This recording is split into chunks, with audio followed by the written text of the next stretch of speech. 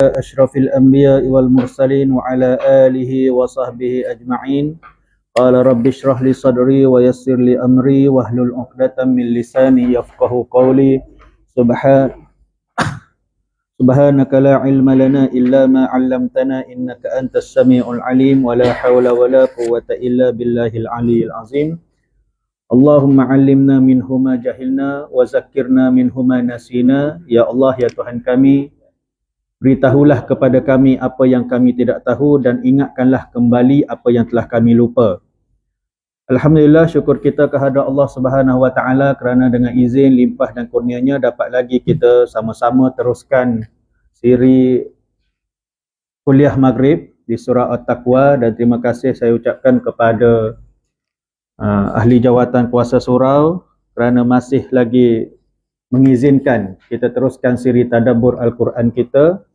Yang mana tak silap saya dah 4 bulan kita duduk dalam surah yang sama, iaitu surah An-Nazi'at. Pertemuan sebulan sekali, dia jadi lama sikit lah untuk surah yang panjang. Okay. Kemudian kita mulakan dulu majlis ilmu kita dengan membaca Ummul Kitab Al-Fatihah. A'udzubillahi minasyaitonirrajim. Bismillahirrahmanirrahim. Alhamdulillahi Rabbil Alamin. Ar-Rahmanir Rahim. Maliki Yawmiddin. Iyyaka na'budu wa iyyaka nasta'in. Ihdinas siratal mustaqim. Siratal ladzina an'amta 'alaihim ghairil maghdubi 'alaihim waladdallin.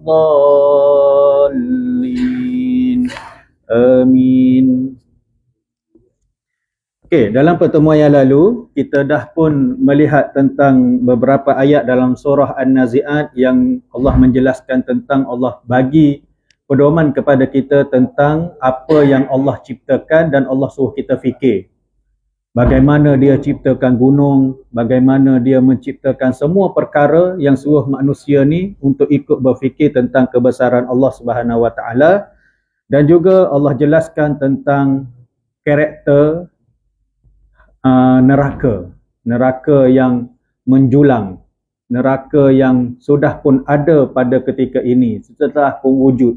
Bukannya Allah jadikan akhirat, Allah jadikan kiamat baru Allah ciptakan neraka, tidak.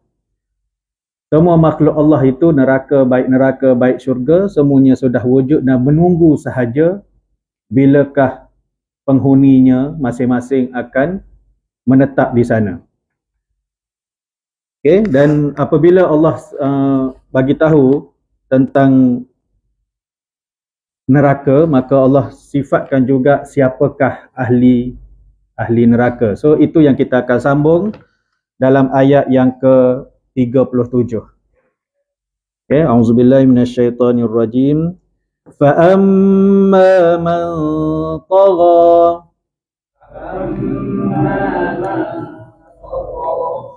Okay, adapun orang-orang yang melampaui batas, tagha tu maksudnya orang yang melampaui batas. Dan adapun man, barang siapa, tagha, yang melampaui batas. So nak kata kat sini, neraka itu adalah untuk mereka yang melampaui batas. Okay? Allah tidak sebut untuk orang kafir, kerana sifat yang ditekankan adalah mereka yang derhaka dan melampaui batas. Okay, contoh kesalahan yang telah dilakukan oleh Fir'aun telah diberikan dalam ayat sebelum ni. Tetapi siapa sahaja boleh jadi macam dia. Mungkin kita pun sekarang. Iaitu mereka yang derhaka semasa hidup di dunia, yang paling teruk adalah melampau dalam akidah, perkara yang tidak ada dalam akidah ditambah-tambah. Maka kalau orang Muslim pun tapi tidak menambah dan reka perkara yang tidak ada dalam syariat, pun akan masuk neraka juga. Maksudnya, kita ambil pedoman daripada kisah Fir'aun, yang mana Fir'aun ni, dia lebih teruk daripada syaitan. Syaitan ni dia mengaku Allah sebagai Tuhan dia. Cuma dia tak boleh terima bila dia dijadikan daripada api, dia tak boleh terima yang Allah ciptakan khalifah daripada kalangan manusia. Dan suruh bersujud kepada Nabi Adam, Kemudian dia tak nak buat benda tu, dia masih mengaku, aku ni hamba-Mu, ya Allah, tapi aku tak mampu untuk ikut suruhan-Mu yang ini. Adakah patut aku yang diciptakan daripada api, yang lebih hebat daripada tanah, untuk aku sujud kepada manusia yang diciptakan daripada tanah? Oleh sebab itu dia ingkar. Dan dia minta doa, iaitu dia minta panjangkan umur, aku dan keturunanku, aku minta dipanjangkan umur, dan aku nak test manusia yang engkau kata ini adalah sebaik-baik penciptaan, aku nak test dia orang nak ikut aku ke dia orang nak ikut kau. Okay? Tapi contoh yang Allah bagi dalam kisah dalam surah ni adalah berkaitan dengan Fir'aun. Teruknya dia daripada syaitan apabila dia mengaku diri dia sebagai Tuhan. Sedangkan syaitan pun tak berani nak mengaku dirinya tu Tuhan. Dan ulama tafsir kata, bukan Fir'aun saja, malahan kita juga ada potensi untuk menjadi seperti Fir'aun. Ada kalanya kita nampak orang tu hebat dalam agama, tapi menambah-nambahkan cerita yang tak ada dalam syariat agama Islam. Nak sedapkan ayat, ditambah. Okay? Atau ada pun orang-orang yang menggunakan hadis palsu dan sebagainya. Okay? Wa atharal hayatad dunya.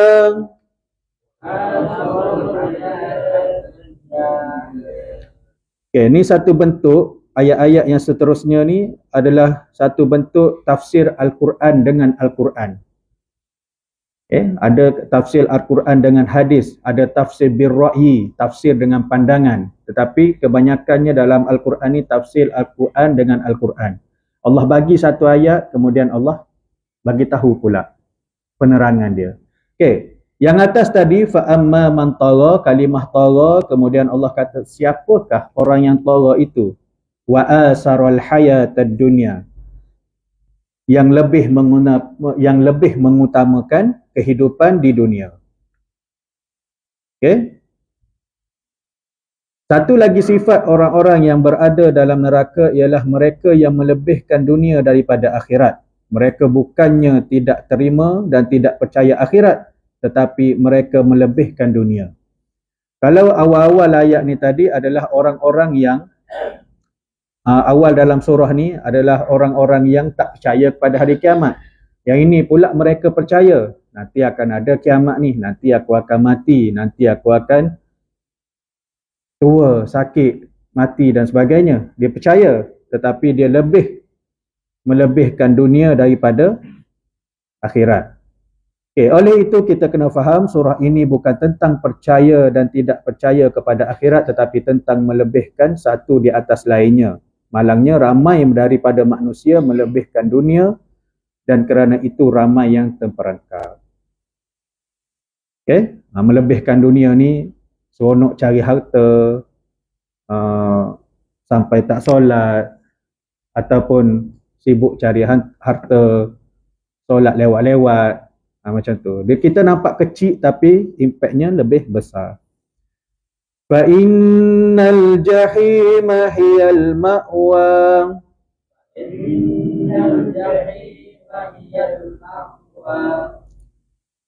Maka sesungguhnya nerakalah tempat tinggalnya. Fa innal jahim hiyal ma'wa. Al-jahim tu nama neraka Jahannam. Hiyal ma'wa, ma'wa di sini bermaksud tempat istirahat. Allah gunakan perkataan ma'wa ni sebagai tempat istirahat kepada orang-orang yang penghuni neraka.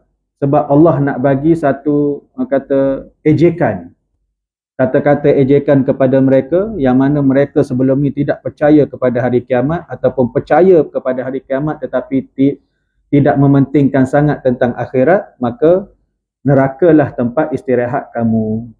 Allah gunakan perkataan istirahat. Sepatutnya istirahat ni adalah untuk kesenangan, kedamaian, tapi Allah guna ahli neraka sebagai ma'wa, istirahat. Okay, nerakalah tempat istirahat bagi mereka yang sebegitu, dari segi bahasa al-ma'wa sepatutnya adalah tempat yang kita gunakan untuk berlindung daripada bahaya dan berehat. Tetapi sebaliknya pula bagi mereka yang ingkar, tentulah neraka itu bukan tempat istirahat. Allah cuma reverse psychology sahaja. Dalam kita cakap benda yang sebaliknya. Macam budak-budak main, kalau kita kata jangan main, dia main lagi. Cuba kita cakap mainlah, main. Dia berhenti. Itu reverse psychology. Maka kat sini pun Allah gunakan ayat yang sama untuk menerangkan kalau kamu tak percaya, kalau kamu engkar, maka berehatlah nanti di neraka. Maka sebenarnya Allah sedang menyindir mereka dalam ayat ini dengan menggunakan kalimah al-ma'wa. Kerana musyrikin Mekah itu telah mengejek seperti yang kita baca awal daripada surah ini. Kalau mereka tidak beriman, maka mereka akan terus kekal di dalam neraka.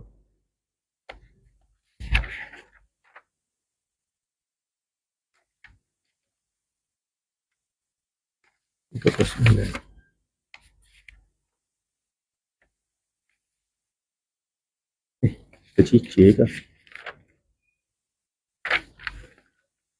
Apa kata? Wa amma man khafa maqama rabbih wa nahan nafsa 'anil hawa.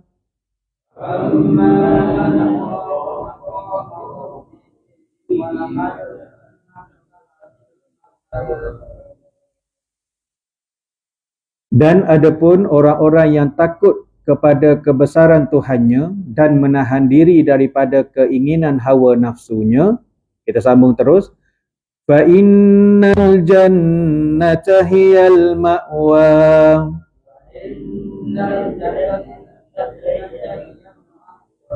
Maka sesungguhnya syurgalah tempat tinggalnya. Tadi Allah terangkan ahli neraka, kemudian Allah cakap pula tentang kriteria ataupun sifat-sifat orang ahli syurga. Wa amma man khaf, dan orang-orang yang takut maqama rabbih, kepada kebenaran Tuhannya, wa nahan nafs, dan menahan diri, anil hawa, daripada keinginan hawa nafsunya. Satu kelebihan manusia adalah Allah ciptakan dengan adanya akal dan nafsu. Dan nafsu itu bukan semuanya jahat. Kehendak nafsu kita banyak. Dan nafsulah yang menjadikan kita manusia. Kalau tak ada nafsu, maka bukanlah manusia jawabnya. Memang manusia ni ada nafsu. Nafsu makan, nafsu perasaan, inginkan sesuatu. Itu nafsu. Memanglah Allah telah bekalkan kepada kita dengan nafsu ini. Dan kehendak nafsu tidaklah semuanya salah. Sebagai contoh, dengan kehendak nafsu kepada hubungan lelaki dan wanita lah keturunan manusia dapat berterusan. Kalau tidak ada nafsu langsung kepada jantina yang berlawanan, tidak adalah anak pinak. Tetapi nafsu perlu dijaga supaya tidak melanggar batas-batas syarak. Perhubungan lelaki dan wanita tidaklah salah kalau ianya diikat dengan ikatan nikah. Yang jadi salahnya adalah perbuatan zina. Nafsu. Kadang-kadang kalau kita fikir nafsu ni adalah memang hadir dalam kepala kita, nafsu adalah nafsu tentang hubungan berlawanan jenis. Tapi sekarang lagi teruk. Sama jenis pun ada organisasi yang besar untuk defend golongan-golongan yang macam ni. Kita ada LGBT dan sebagainya. Kadang-kadang kita rasa macam negara luar sahaja yang ada macam ni, yang biasa kalau kita tengok pemain bola yang ada pakai lilitan LGBT tu, ada warna-warni tu. Tapi sebenarnya dekat negara kita pun boleh tahan juga. Kalau zaman dulu lain. Dulu tak dululah zaman, kalau saya zaman dulu, orang lain lagi dulu lah. Zaman 2009-2010 tu, kalau mula-mula masuk universiti, zaman tu teruk dengan Kristian yang mengajak mahasiswa-mahasiswi untuk menganut agama mereka dengan menawarkan macam-macam harta, perempuan, duit, kereta mewah dan sebagainya. Kalau zaman tu adalah, kita dengar ada yang menawarkan, dia cari orang-orang yang datang, budak-budak yang baru nak belajar, keluar daripada negeri kelahiran, keluar daripada kampung, datang tempat tu nak belajar, dia dah selidik selok-belok latar belakang keluarga budak ni, dan kemudian dia mula untuk mengatur langkah. Kau nak duit tak? Nak duit boleh, tapi dengan syarat ikut agama ni. Dia dakwah ke arah Kristian dan sebagainya. Kemudian kalau yang memang memerlukan duit ataupun tamak kepada duit, memang dia akan ikut. Sebab tu masa tu juga ada famous lah, Facebook baru timbul apa, kita jumpa orang yang bertudung litup, tiba-tiba dalamnya ada rantai salib dan sebagainya. Okay? Kemudian kalau contoh nafsu yang Allah bagi tahu kat sini, macam tadi itulah keinginan nafsu dia. Kalau orang yang dapat mengawal nafsu, datanglah dakwah macam mana sekalipun, dia akan tolak. Mungkin dia akan kata, aku percaya yang rezeki ni milik Allah, bukan di tangan kamu, walaupun kamu tawarkan apa sahaja. Dia ada orang ni guna sama macam Abu Lahab guna dekat Nabi. Muhammad, kau cakaplah berapa ramai yang kau nak, anak dara ke, bini orang ke yang kau nampak cantik, kau bagi tahu sahaja berapa ekor unta yang kau nak, pakcik boleh bagi kepada kamu. Tapi dengan syarat, berhentilah daripada berdakwah tentang agama baru yang kamu bawa. So metod yang sama orang kafir akan guna untuk jatuhkan Islam. Daripada zaman Nabi, bukan benda pelik pun. Okay. Dan kehendak kepada hubungan nafsu lelaki dan perempuan ini, nafsu ni bukan semua salah macam yang dinyatakan tadi, tetapi ada cara dia. Kalau berkenan, kahwin, nikah, mesti ada ijab dan qabul. Yang tak bolehnya adalah perzinaan. Okay? Ada hubungan tanpa nikah. Okay, kenapa kita kena takut untuk menghadap Tuhan? Kerana kita orang yang banyak dosa dan kita tidak tahu sama ada kita akan selamat ataupun tidak. Jangan kita rasa selamat. Kita kena selalu takut kalau kita ada melakukan kesalahan, dan kerana itu kita kena sentiasa meminta ampun kepada Allah dan cuba memperbaiki diri kita dari masa ke semasa. Okay? Nafsu ni bersifat dengan sifat luas. Setiap manusia ada nafsu yang berlainan. Sebab tu kita muka pun tak sama. Yang kita kadang-kadang pergi tengok orang kahwin, pergi memenuhi walimatul urus tu okey dah. Cuma kadang-kadang bercakap. Kalau kat Kelantan dia lemuk sikit. Bini putih, tok lelaki hitam.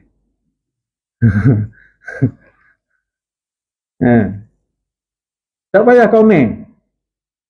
Sebab cantik tu adalah subjektif. Orang cantik macam ni, kita cantik macam ni. Tak semestinya orang selera sama macam kita. Tetapi bab selera tu bab lain, tapi nak menghalalkan itu bab lain pula. Okay?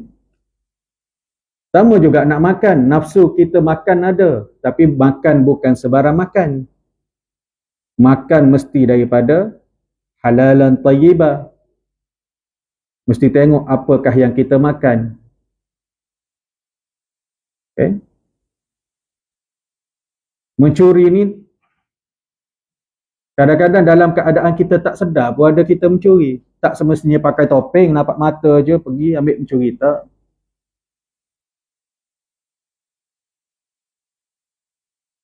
Kalau lawak ustaz saya dulu, dia kata, man akhaza syai'un biduni tahu tuanuhu wa huwa curiyun. Barang siapa yang mengambil hak orang lain tanpa pengetahuan tuan dia, itu adalah mencuri. Padahal dia guna alih bahasa gitu, bukan ayat apa-apa tu. Man akhaza, siapa yang mengambil, syai'un, sesuatu, biduni, tanpa pengetahuan, tuanuhu, bukan bahasa Arab tu, tuanuhu, tuannya, wahwa curiyun, dan itu adalah mencuri. Kadang-kadang kita rasa benda tu sangat orang kata ringan. Jamuan dekat masjid, ambil dulu sorok-sorok. Padahal kita kena habiskan dulu jemaah dalam masjid ataupun surau. Ada yang lebihan, kebetulan kita balik lewat, daripada lebih membazir, biar aku buat balik. Minta izin. Kalau makan sepatutnya lepas isyak, lepas maghrib kita dah ambil, tu wahwa curiyun tu. Tak perlukan harta berjuta, tak perlu ribu-ribu. Kalau bidu ni tahu tuanuhu tadi, kalau makanan dekat surau, tugas siapa?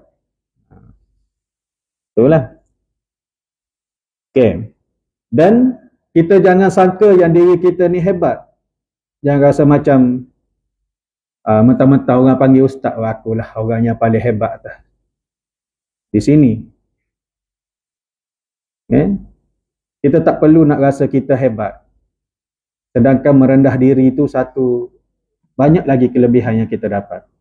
Kadang kalau kita rasa diri kita sangat hebat, dalam kehidupan kita ni kadang-kadang orang tak nak datang. Kita tak boleh kawan dengan dia tu hebat. Aku ni siapa? Orang tak datang dekat kita. Tapi kalau kita humble, walaupun kita pangkat tinggi, orang ternama, tapi sifat kita boleh masuk dengan semua lapisan masyarakat, insya-Allah. Kita banyak mudah dapat pertolongan. Sebab kadang-kadang kalau kita hidup berjiran ni, nak tunggu adik-beradik, sanak saudara jauh. Siapa yang boleh bantu kita dulu? Jiran. Dan jangan rasa diri kita tu orang yang paling hebat. Sebab kita tak tahu dekat akhirat nanti adakah kita orang yang selamat ataupun tak selamat. Kemudian orang yang macam tu tadi, orang yang dapat melawan hawa nafsu tadi, fa innal jannata hiyal ma'wa. Ni baru betul penggunaan ma'wa yang Allah bagi dekat orang ahli syurga. Maka sesungguhnya syurgalah tempat tinggalnya. Bagi mereka yang menjaga nafsunya, tempat istirahatnya adalah syurga. Dan inilah yang kita hendak dengar dan kita kena harapkan. Segala apa yang kita lakukan di dunia ini, hendaklah kita ingat yang tujuan kita akan kembali ke syurga, tempat asal bapa kita Nabi Adam alaihi salam.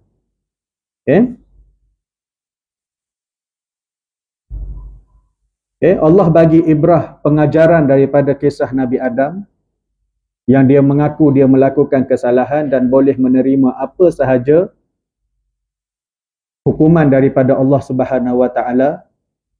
Kemudian Nabi Adam dan isterinya Hawa diturunkan ke dunia dalam tempoh beratus tahun mencari identiti, mencari seorang isteri mencari suami dan seorang suami mencari isteri.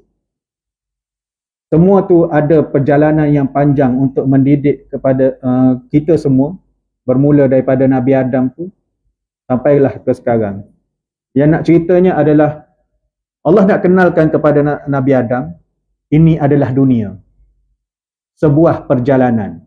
Dan Allah betul-betul tunjukkan kepada Nabi Adam tu, dia kena berjalan. Bukan dia turun-turun terus ada kereta. Dia kena klasifikasi apa yang ada kat situ. Kalau ada binatang, adakah binatang ini wahsyiyah, binatang yang liar? Adakah binatang ini binatang yang boleh dimakan? Semua tu dilalui oleh Nabi Adam pada ketika itu. Allah nak ajar hidup ni adalah satu perjalanan, sebab tu Allah aturkan Nabi Adam buat kesalahan, makan buah yang tak sepatutnya dimakan. Okay? Allah nak ajar kepada kita, dan setiap apa yang Nabi Adam buat itu adalah semuanya perkara-perkara yang baik, dan dia adalah Nabi, maka daripada syurga dia datang, kepada syurga dia kembali, dan kita juga Allah harapkan macam tu. Okay? Tidak aku ciptakan jin dan manusia kecuali untuk beribadat kepadaku. Okay. Yas'alunaka anis sa'ati ayyana mursaha.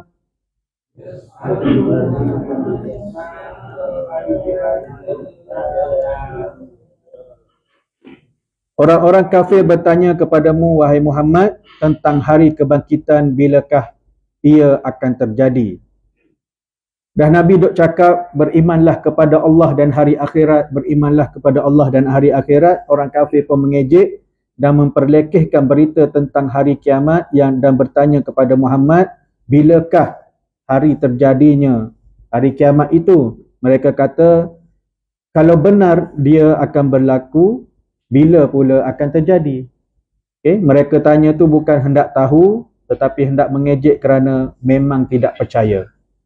So bila Nabi kata, berimanlah kamu kepada hari kiamat, maka dan Muhammad, kamu suka sangat bercakap tentang hari kiamat, maka bagi tahulah kami bila. Bila nak jadi hari kiamat? Bagi tahu. Kalau kamu betul, mesti kamu tahu bila. So, apa jawapan dia? Allah cakap dengan Nabi, fima anta min zikraha.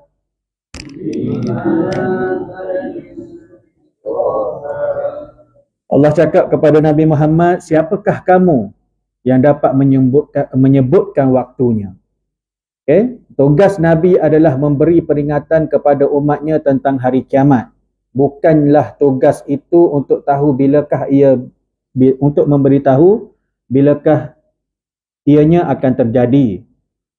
Dan Rasulullah pun tidak tahu perkara tersebut.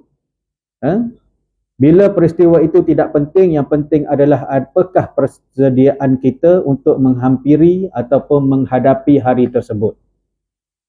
Okay? Bila orang kafir tanya, memang Nabi kata, Nabi tidak tahu, itu adalah urusan Tuhanku. Dan Allah kata, fima anta min zikraha, siapa kamu? Yang disuruh oleh kamu adalah, Nabi ni dia ada 4 perkara, 4 sifat, siddiq, amanah, tabligh, fatanah.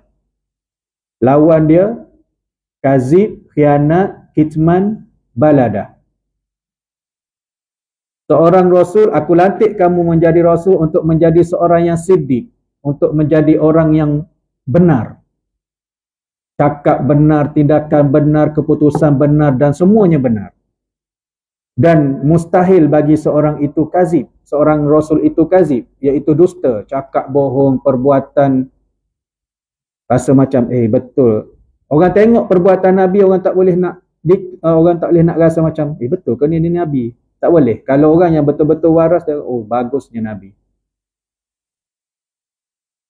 Apa? Dia punya tubuh, pergerakan bahasa tubuh dia, Nabi ni, itu akhlak dia. Cara dia berjalan, cara dia berlari, cara dia bercakap. Sebab Rasul tak boleh kazib, berdusta. Kemudian sifat yang kedua, sifat Rasul adalah amanah, jujur. Dan mustahil bagi seorang Rasul itu bersifat dengan sifat khianat, pecah amanah. Sebab tu Nabi, dalam orang tak suka kat dia pun, depan rumah dia penuh dengan barangan orang-orang Quraisy. Dalam tengah peak masa yang 4-5 tahun Nabi baru mula dakwah secara terbuka, masa itulah pakcik dia sendiri Abu Lahab, jangan hantar makanan, pastikan makanan tidak sampai kepada rumah Muhammad. Tapi dalam masa yang sama, barang-barang dia orang duduk dekat dengan rumah Nabi ni. Kenapa? Store free. Kalau kita letak barang dekat rumah Muhammad, Muhammad bukan seorang pencuri. Dia orang yang baik. Malahan dia tolong jaga pula harta kita ni. Anda kata seekor kucing pun tak boleh nak pergi kencing dekat tempat tu, Nabi jaga. Tu bagusnya dia. Bagusnya Nabi. Sifat yang ketiga adalah ni zikraha, tapi dia panggil tabligh. Tugas Nabi adalah menyampaikan apa sahaja, turun ayat Al-Quran, bagi tahu dekat sahabat, cerita dekat sahabat, maklumkan kepada umat kamu tentang apa yang baru diturunkan oleh Allah Subhanahu Wa Taala kepada kamu. Dan mustahil bagi seorang rasul itu bersifat dengan al-kitman, menyembunyikan. Datang satu surah, Nabi sembunyikan, tak. Nabi dan Rasul tak boleh bersifat macam tu. So Allah kata kamu mesti memberi peringatan kepada umat kamu, dan bukanlah dalam urusan kamu untuk memberitahu bilakah hari kiamat. Dan juga Nabi adalah seorang yang bijaksana, fatanah. Dan lawan bagi bijaksana adalah baladah. Mustahil bagi seorang Rasul bersifat dengan sifat bodoh. Nabi fatanah. Kebijaksanaan Nabi macam-macam. Khususnya dalam peperangan. Semua ada strategi.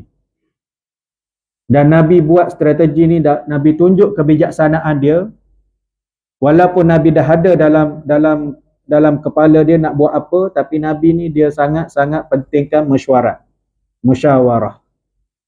Dia tanya. Sebab tu kita pun dalam satu organisasi, kalau kita dilantik sebagai seorang ketua, kita tak boleh sewenang-wenangnya, orang semua mesti ikut pendapat aku. Cadangan lain ditolak. Tak boleh. Kalau tak ikut Nabi ya. Sebab Nabi nak buat apa sahaja, semuanya ada mesyuarat. Perang Badar, Nabi kata, ada cadangan tak? Datang seorang ni, Al-Habbab bin Al-Munzir, dia kata, ya Rasul, aku kalau dekat Badar tu, aku pernah pergi. Dekat situ banyak sumber-sumber air. Dia panggil telaga. Satu tempat air mata air yang luas. Dan ada yang banyak yang kecil-kecil. Aku cadangkan kita buat semua kemah kita, base camp kita dekat situ, ambil tempat yang mata air besar sekali tu, dan kumpulan mata-mata air yang kecil ni kita tutup dengan batu, dengan pasir dan sebagainya. Supaya apa? Supaya umat Islam je dapat bantuan air.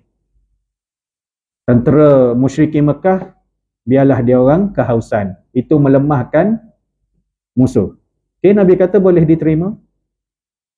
Dan memang itu pun yang terjadi. Orang Islam banyak dapat air, tiba-tiba orang musyrikin Mekah tak dapat air. Banyak perang Uhud ada juga.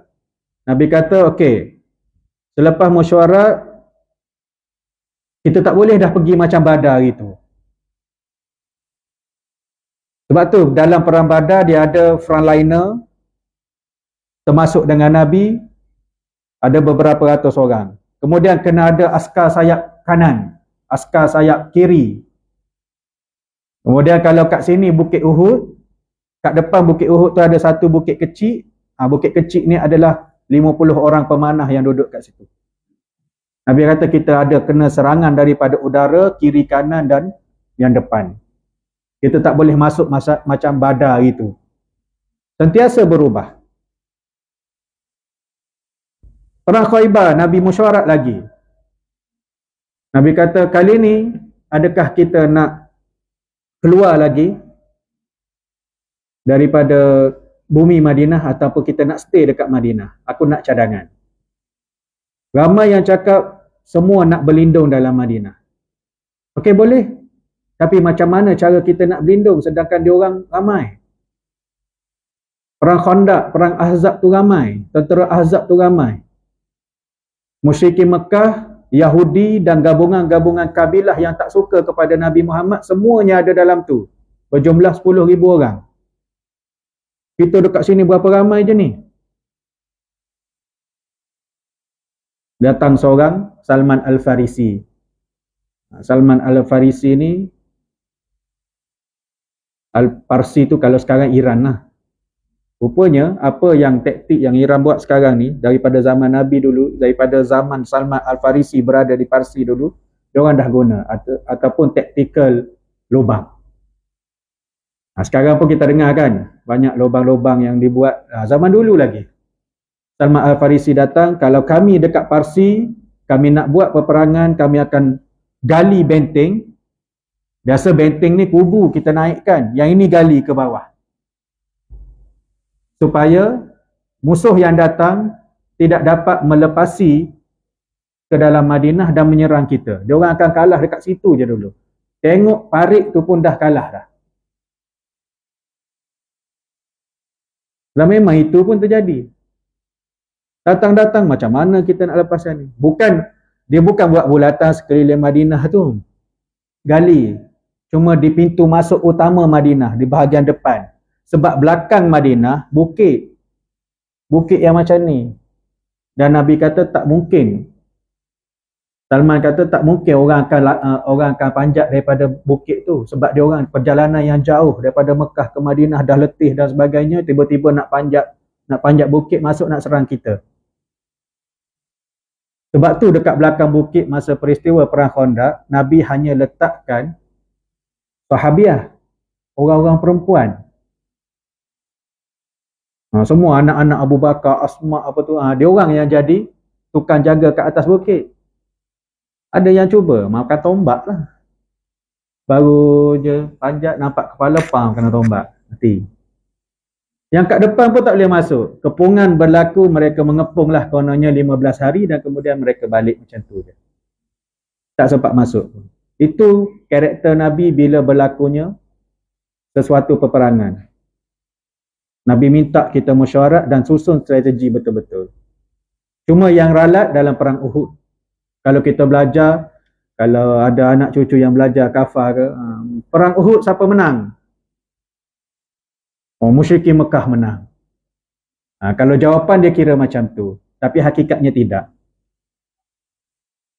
Dia orang cuma berjaya untuk membunuh ramai 70 orang tentera Islam, tetapi hakikatnya dia tak dapat nak bunuh Nabi.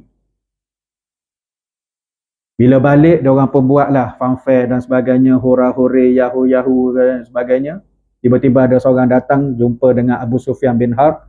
Dia tanya, ni majlis apa ni? Kita dah menang kot perang Uhud, kita dah kalahkan pasukan Muhammad. Orang tu tanya, apa tujuan kamu pergi lawan Muhammad, pergi ke Uhud ni? Kita nak bunuh Muhammad. Lepas tu Muhammad terbunuh ke tak? Tak. Lepas tu apa yang menangnya? So, kita fikirlah sendiri. Sama ada Islam menang ataupun musyrikin Mekah yang menang dalam perang Uhud. Banyak dah, jauh dah. Ila rabbika muntahaha.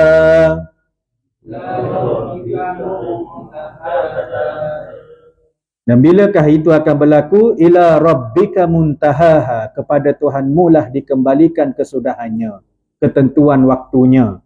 Hanya Allah sahaja yang tahu bilakah datangnya kiamat. Serahkan saja kepada Allah Subhanahu Wa Taala. Lafaz muntaha berasal daripada kata dasar nahaya, naha, yang bermaksud menahan, memberhentikan. Maksudnya Allah memberhentikan perbicaraan tentang bilakah berlakunya hari kiamat. Maklumat itu berhenti kepada Allah Subhanahu Wa Taala. Hanya Allah sahaja yang tahu penyelesaiannya, bila masa akan berlaku.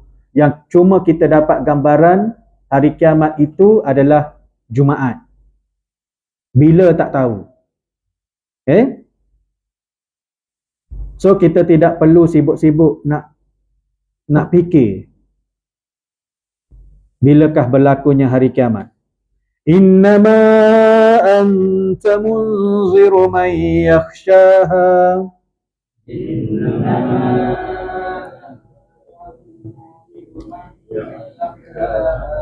Dan Allah pesan sekali lagi kepada Nabi Muhammad, kamu hanyalah innama anta munziru, kamu hanyalah pemberi peringatan, may yakhshaha, bagi siapa yang takut kepadanya, bagi siapa yang takut kepada hari kiamat. Ditekankan di sini bahawa Nabi adalah seorang pemberi peringatan kepada mereka yang takutkan hari kiamat itu sahaja.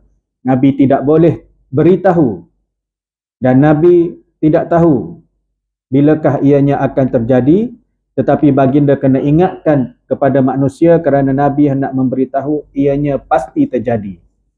Dan kita pun kena sambung tugas Nabi untuk menyampaikan kepada manusia yang lain. Peringatan akan diberikan kepada semua orang, tapi yang boleh terima dan mendidik jiwanya adalah mereka yang ada perasaan takut dalam hatinya, iaitu takut kepada Allah dan juga takut kepada hari kiamat. Kadang-kadang kalau kita fikir benda ni macam tak logik, tapi kita selalu guna dekat budak-budak. Dah solat? Belum. Tak solat masuk neraka. Budak tu tak pasti nak fikir pun apa sifat neraka, macam mana sifat neraka. Cuma yang dia takut, okey, apa yang disebut oleh mak ayah dia, neraka ni satu tempat yang menakutkan. Bila diuji, bila dicakapkan tentang neraka, maka budak tu pun terus pergi ambil wuduk, pergi solat dan sebagainya. Sebab apa? Perasaan tu fitrah. Sebab tu budak-budak ni kadang-kadang kita kata budak tak boleh menipu. Tapi ramai je yang menipu. Cuma macam tu lah.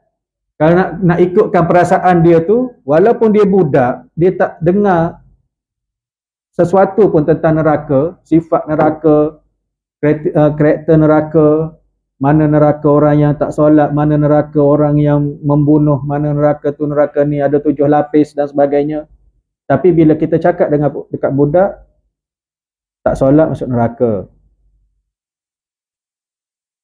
Masuk dekat kedai tu jangan curi gula-gula, nanti masuk neraka. Biar. Nak beli tak ada duit. Biar. Tak boleh curi. Nak beli tak ada duit. Keluar je macam tu, mak belikan. Budak pun percaya. Dan Nabi tu memang adalah seorang yang pemberi maklumat sahaja tentang terjadinya hari kiamat, dan bukanlah orang yang menentukan bila kiamat itu akan terjadi. Ayat yang terakhir, ka'annahum yawma yarawnaha lam yalbathu illa 'ashiyatan aw duhaha.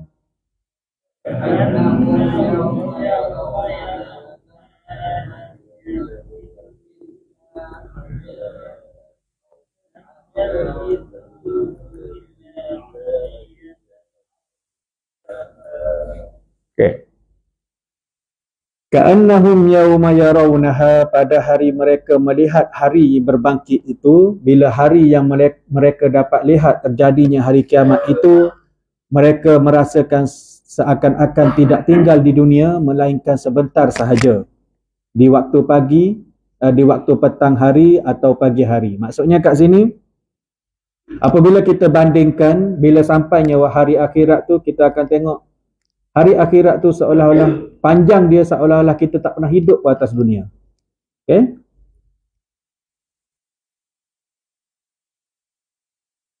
Tak masuk lagi ke dalam syurga dan neraka, kerana menunggu di mahsyar itu pun sudah pun lama.